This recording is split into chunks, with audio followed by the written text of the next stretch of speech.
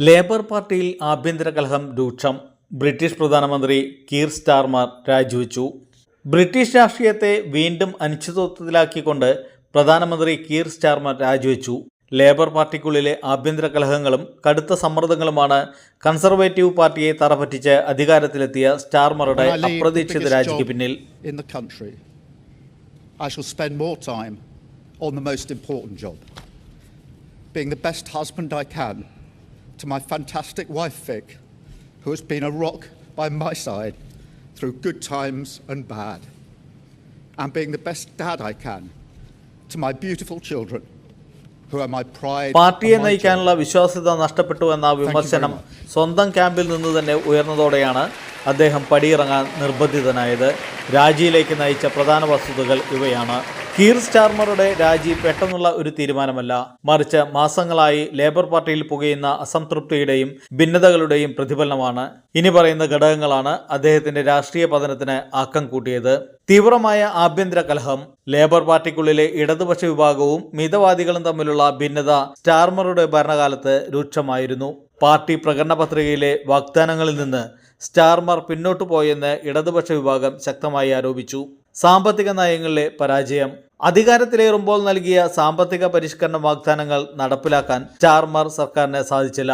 ജീവിത ചെലവ് വർദ്ധിച്ചതും നികുതി പരിഷ്കരണങ്ങളിലെ പാളിച്ചകളും ജനങ്ങൾക്കിടയിലും പാർട്ടി പ്രതിനിധികൾക്കിടയിലും കടുത്ത അമർഷത്തിന് കാരണമായി. ജനപ്രീതിയിലെ ഇടിവ്. സമീപകാലത്ത് നടന്ന സർവേകളിലെല്ലാം സ്റ്റാർമറുടെയും ലേബർ സർക്കാരിൻ്റെയും ജനപ്രീതി വൻതോതിൽ ഇടിഞ്ഞതായി വ്യക്തമായിരുന്നു. ഇത് വരാനിരിക്കുന്ന തെരഞ്ഞെടുപ്പുകളിൽ പാർട്ടിയുടെ നിലനിൽപ്പിനെ ബാധിക്കുമെന്ന ഭയം എംപിമാർക്കിടയിൽ ശക്തമായി. ക്യാബിനറ്റ് ഭിന്നത. നയരൂപീകരണവുമായി ബന്ധപ്പെട്ട് മന്ത്രിസഭയിലെ പ്രമുഖരുമായി സ്റ്റാർമർക്ക് ഒത്തുപോകാൻ കഴിഞ്ഞിരുന്നില്ല. പല മുതിർന്ന നേതാക്കളും പരസ്യമായും രഹസ്യമായും അദ്ദേഹത്തിൻ്റെ നേതൃത്വത്തിനെതിരെ രംഗത്ത് വന്നു. രാഷ്ട്രീയ വിലയിരുത്തൽ. ബ്രിട്ടീഷ് രാഷ്ട്രീയത്തിൽ വലിയൊരു മാറ്റം പ്രതീക്ഷിച്ചാണ് ജനങ്ങൾ ലേബർ പാർട്ടിക്ക് ഭൂരിപക്ഷം നൽകിയത്.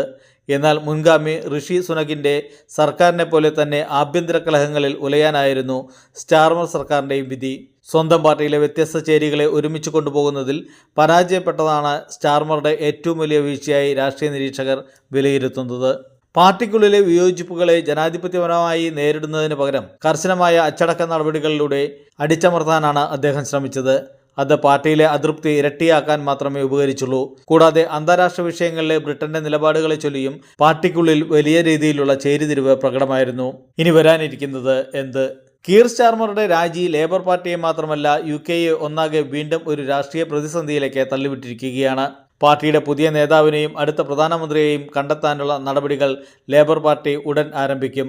ആഭ്യന്തര തർക്കങ്ങൾ പരിഹരിച്ച് പാർട്ടിയെ മുന്നോട്ട് നയിക്കാൻ ശേഷിയുള്ള ഒരു പുതിയ നേതൃത്വത്തെ കണ്ടെത്തുക എന്നത് ലേബർ പാർട്ടിക്ക് ഒട്ടും എളുപ്പമാകില്ല. വരും ദിവസങ്ങളിൽ ബ്രിട്ടീഷ് രാഷ്ട്രീയത്തിൽ നിർണായകമായ കരുനീക്കങ്ങൾ പ്രതീക്ഷിക്കാം.